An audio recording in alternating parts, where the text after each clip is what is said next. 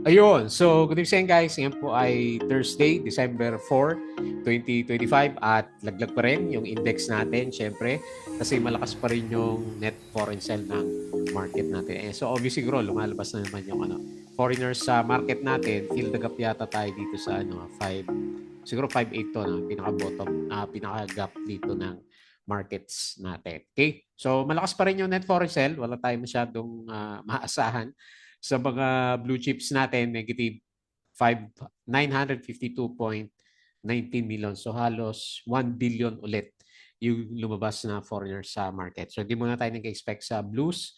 So 5,887.58, negative 0.31%. So okay lang yung yung drop ng index, pero ito. So ito yung ito yung bumubutas sa sa index natin. So baka hindi lang dito sa fill the gap yung pinaka-bottom ng market natin. Okay? So Thursday and then Friday na naman.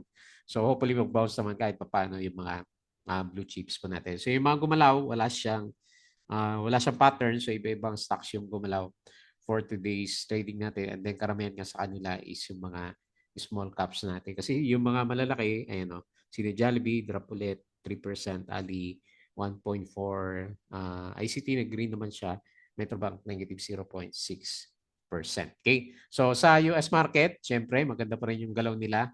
Yung futures nila kapon maganda, tapos ngayon yung futures ulit nila okay ulit. So mukhang maging maganda na naman yung galawan. So ganun din yung European stocks natin, okay din yung galaw. And then sa Asian markets, medyo mixed tayo. So and then sa crypto, hopefully may isa pang spike para mapagbenta na tayo. So 93K pa rin si cryptos natin. Yung binabantayan ko na si Sol nasa 142. Hopefully umabot ng 160 bago tayo mag-PP, di ba? So nasalo natin is 136. Okay? So yun yung galawan sa global market. So dito naman sa Philippine market. So tulog pa rin yung mga stocks. So RCI, ito, malakas yung galaw nito. Nag-up siya ng taas, 28.69%. Meron siyang 142K net foreign buy. So may good news kasi si RCI. So meron siyang yung isang hawak niya. So nagbenta ng planta, processing plant, coconut processing plant yan. So may kinita siya na 45 million US dollar. Ayan. So yan, yung pinaka-catalyst na sa kanya. At then si Aba, so maganda yung earnings naman nitong si Aba pero di ba nung mga nakaraan ayaw makyat. So ngayon, bumabalik na siya. So 5.26% pero meron siyang 5.39 million net foreign sale. Ito naman si Del Monte, ilang araw na to So parang suspension lifted to. So tingnan natin. So nag-up siya ng 6.67%. So ang taas na ng ginalaw niya eh. So mukhang babalik siya dun sa previous peak niya. And then si CPG, ayan, gumaganda ulit, 4.48%, minus 28 o minus 280K net foreign sale. Tapos si IEAS, binalik ko siya kasi pinag-usapan natin kahapon, drop naman ngayon. So lakas din makabudol ng mga to. No? Negative 8.21%, minus 25.31K net foreign sale. And then si SSI, alam ko bumagsak yung earnings na ito eh. Pero nag-up siya ngayon ng 4.44% and meron siyang 595K net foreign buy. Okay? So matamlay pa rin yung majority ng ating mga stocks. Disclaimer pa rin sa mga bago sa channel natin, as usual, yung ating review is for education purposes lamang po. So wag mong gagamitin to as a reason para mag-buy, sell, or hold ng stocks. Meron po kasing risk na involved sa market. Due diligence na lang po kung ano yung stocks yung binibili nyo. Double check na lang kasi mahina pa rin yung market natin. And then follow mo lang po ako dito sa ating Palabra Trader YouTube channel para updated ka sa mga reviews natin. Subscribe ka lang po or kung gusto mo join ka dito sa trading community natin. Okay? So yung mga nakasubscribe, maraming salamat po sa usual viewers. Ayan.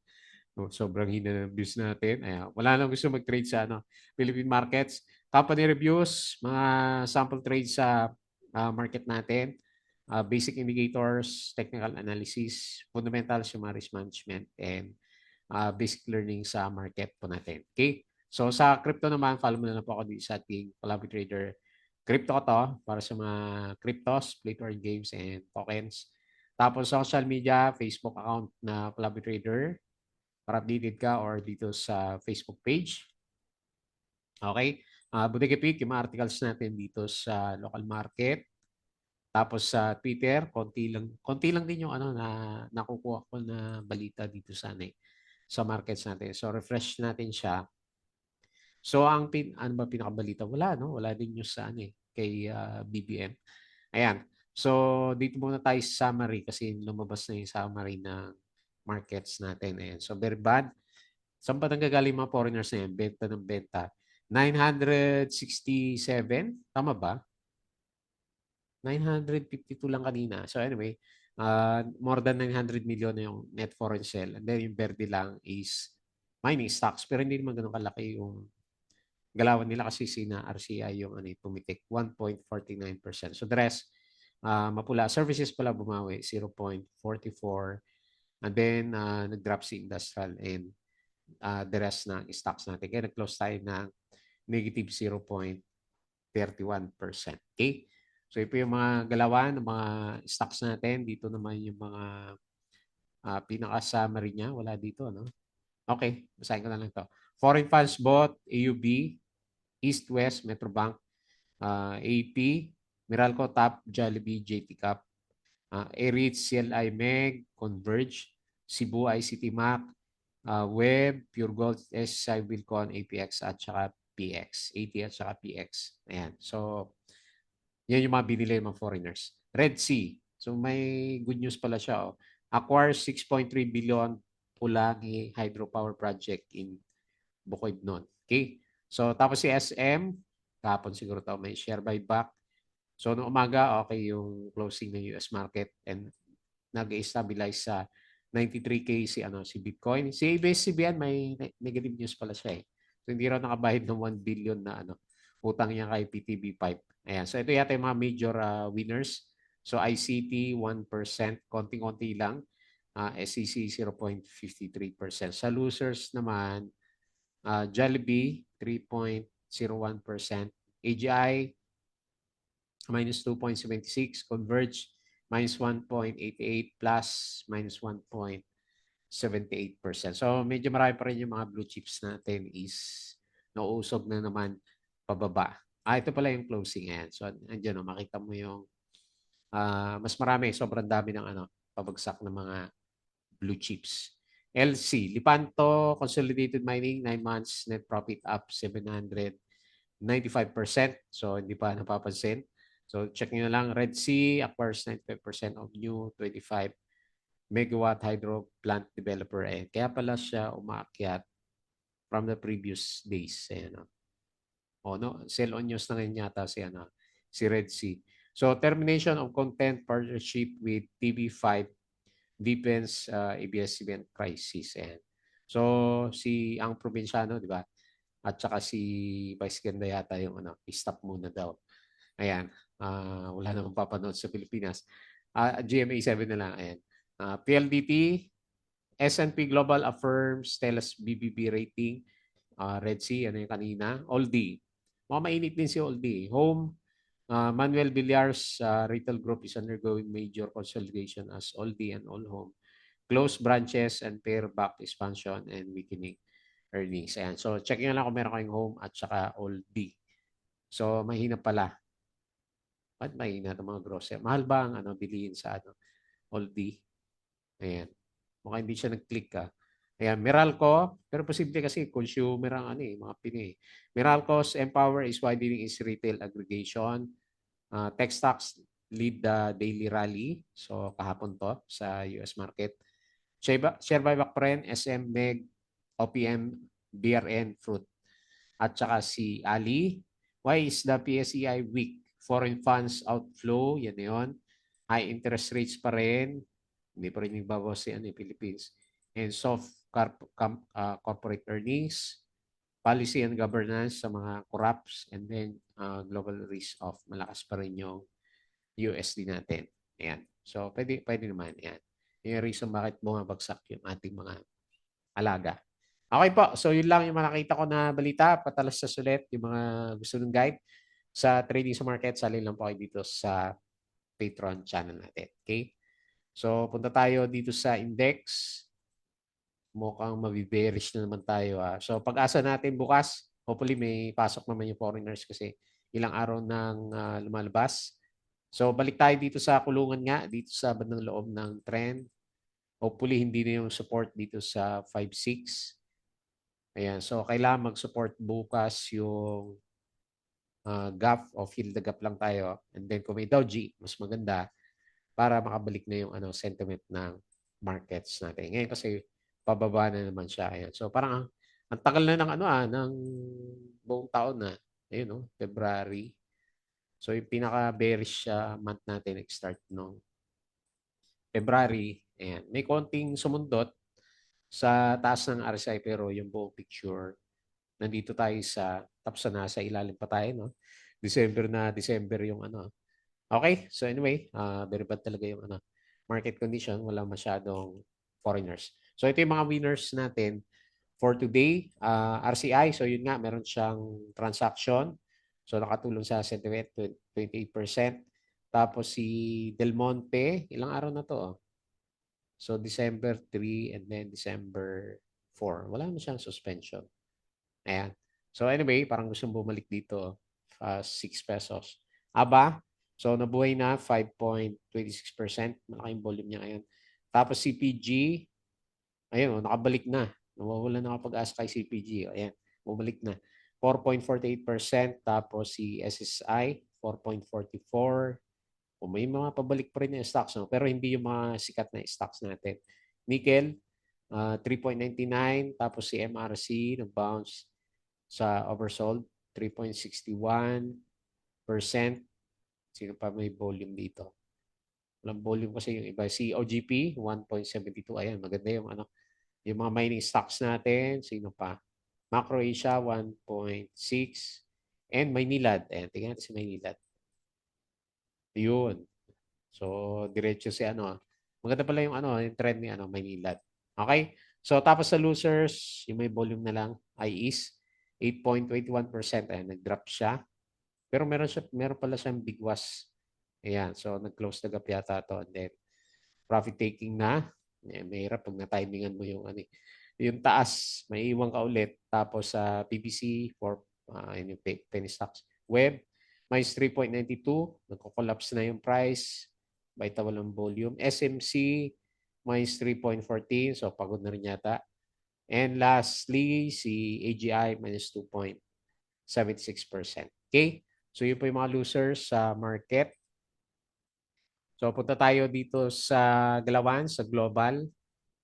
So, buti pa dito sa sa US, diretso pa rin yung galawan nila. Okay? So, para maganda ulit yung Galawan dito sa US kasi yung futures niya okay ulit. S&P futures plus 0.09, Dow futures plus 0.14, at saka si Nasdaq plus 0.11. Okay? So maganda kagabi. Tapos ngayon maganda yung Europe, nakabawi na. And then sa Asia stocks, merong mangilan nilang red, pero majority is verde sa global markets. Okay? So dito naman sa crypto, Bitcoin pa rin, syempre. Ang nagbabounce, 93K. Okay, si Ethereum mataas pa. Oh. Up siya ng 4.5. XRP 2.17. BNB, 900 ulit, 910. Sol, 143. Tapos si Dodge, 0.15. Okay. So mataas pa rin sila kumpara sa, di ba, no, nag-86K si crypto natin. Okay po. So yun lang yung nakita natin. And pag-usapan natin na mabilis ulit. So wala kasi tayo makita ibang mga stocks. So yung mga trending na lang yung na small caps yung pag-uusapan natin. Okay? Okay, so unahin natin si RCI. So yun na po yung pinaka-catalyst natin Yung good news niya doon sa binenta niya na assets niya. Kaya nagkaroon siya ng malakas na one-time earnings. Tama ba? 45 million US dollar yung pagkakaintindi ko doon sa news kanina. Okay? So yung pinakabalita. Tapos sa 5-minute chart. Okay, no? Tama lang yung galaw niya. So dire-diretso lang yung galaw ni RCI. May pitik na pala siya kahapon, no? Pero nauntog nga siya. Okay, tapos ngayon binomba na. ng volume. So nag-up siya ng 28.69%. Malakas pa to ah. So pwede niyang isara dito sa 3.5 bukas, Friday, no? So 3.05 yung closing and meron siyang 142K net foreign buy. So pwede natin gawin mag-abang talaga ng mga stocks na ano eh. Ayan. Ito yung pinaka-support 2.7. Mag-abang ng mga stocks na pwedeng pitikin ng mga traders. Kaya lang ang hirap namang hanapin niya kasi umaga pa lang malakas na yung ano yung mga galawan po nila. Ayan. So may chance pa pala na umabot dito sa 3.9 ulit. So kasi yun yung ugali niya pag pumipitik siya. Ang kaibahan lang ngayon, meron din pala siya. May dalawang pitik siya dito bago nag-profit taking. So parang ganito din yung nangyari dito sa area natin na to. Okay? So may ugali si RCI. Kaya lang nung bago siya pumitik, nasa ilalim kasi yung price action natin masyadong pa-downtrend siya. No? So hindi mo isipin na magkakaroon siya ng breakout for the coming few days. So tingnan natin, hopefully hindi sell on news yung galaw natin sa kanyang bukas. Kasi lumabas na yung pinakabalita. So watch out na lang, syempre. Ito yung mga mabilis gumalaw. Mabilis umakyat, mabilis din gumalaw pababa. So malapit na siya dito sa oversold condition. So nasa RSI 69.41 yung galaw natin sa kanya. Okay? So nag-close 3.05 nga po yung closing natin. Next, ABA. Ayan. So finally, kasi tinitingnan ko last time si ABA, ang ganda ng earnings. Alam ko maganda yung earnings niya eh. Ayan o, 106%. Mababa nga lang, nasa 2 million lang yung earnings niya. Pero di ba, ilang beses na nag-Dow G. Tapos, yun, nang shakeout lang pala siya. And then ngayon, tignan natin bukas, hopefully, mabomba siya para sa mga holders natin. So, kung meron man siyang galaw, ang mataas yung resistance yata nito. Okay, resistance yung current price, pero meron siya dito sa around 0.48. Ayan, no? Hopefully, double bottom na yan. No? Mag-recover na si ABA. Tagal din, no? Since January pa pala, nag-downtrend tong si ABA. Ayan. So good luck sa mga nakapulot kasi parang may maganda yung niya eh. Yung setup niya, yung RSI niya pa-recover. So nasa RSI 51 na siya. And ganun din yung MACD formation. So isa na yung direction ng price action natin. So pwede siyang mauntog dito sa 0.41. O sige, baka naman masyadong mataas. So around dito sa na lang, 0.46. So ito na lang titignan ko sa kanya dito sa area na to. No? Ayan. So kasi meron siya resistance dito last time. Okay? So hopefully ano yun. Kasi nag-breakout sa MA20, yung price action natin sa kanya. Okay din naman yung earnings niya.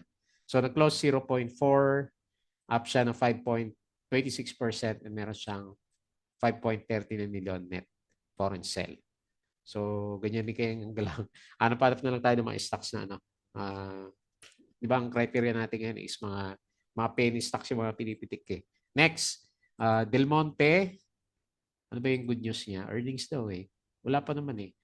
Pero ang taas na pala ng pagka-tore na ito, no? RSI 86 na. Ayan. So, anyway, parang gusto niyang abutin yung previous peak niya dito sa sa ACE. Yan. Ano ba itong earnings na to? Ito yung sinasabi niya, no?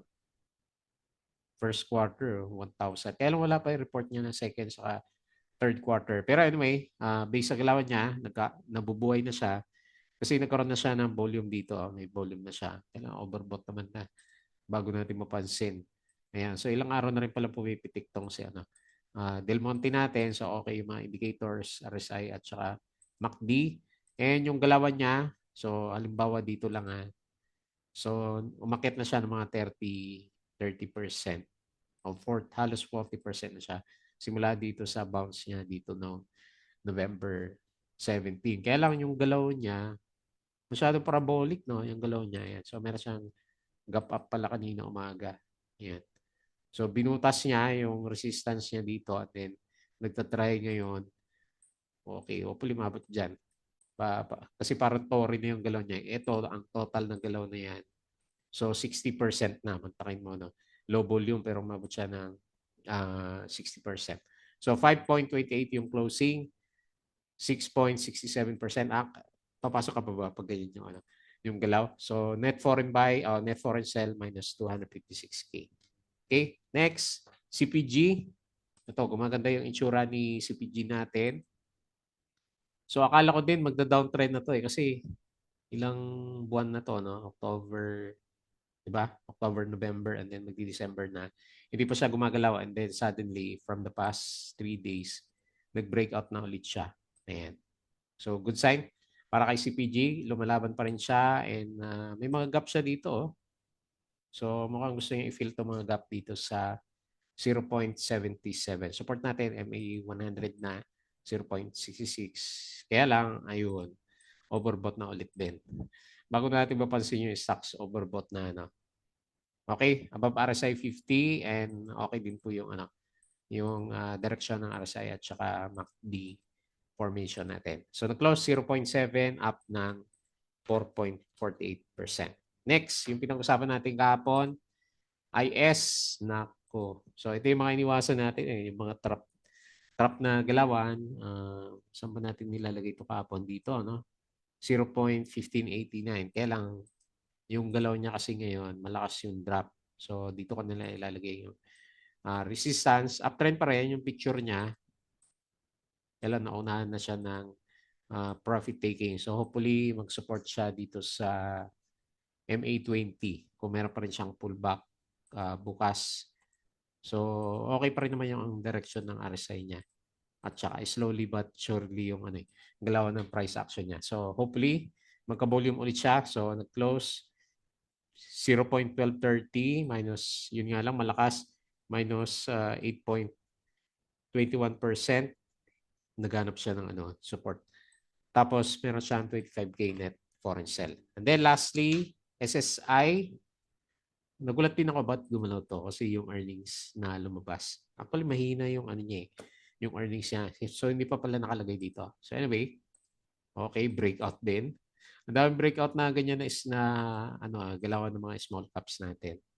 So MA 100, pinakamalapit na resistance and support level niya is MA 20. Ayan, finally nag-breakout na siya. So hopefully recovery na rin para kay SSI. Downtrend siya since July naman. Laki pala ng drop nito, no? Yun, no? So umabot siya ng 30% and then nakakabawi-bawi na si SSI natin. Okay? So nag-close 2.59. Maganda yung RSI pala. So okay pa yung RSI niya. And okay din yung MACD formation. So para-pares na yung direction ng indicators sa price action natin. So 4.44% up, 595K net foreign buy. At gusto niyang butasin itong 2.7 ulit. Okay, so yun na lang muna yung mga reviews natin. Mahina yung mga blue chips natin. Wala pa rin. Deads pa rin yung majority ng mga stocks. So hanap-hanap na lang ulit tayo ng mga merong setup na penny stocks kasi sila yung pinagagalaw ng mga traders. Pangit kasi yung overall picture natin. Okay po, so may isang araw pa. Bago tayo mag-close, please don't forget to subscribe dito sa ating Palabi Trader na YouTube channel. Join ka lang sa group guys kung gusto mo ng guide. Palabi Trader Crypto ko to para sa mga play to earn games. Follow mo na lang Facebook account, Facebook page, Bodega Pig, Twitter, and Patreon. So gusto ng guide, sali lang po kayo sa group natin. Okay? So yun lang. Maraming salamat. Kita ulit tayo bukas.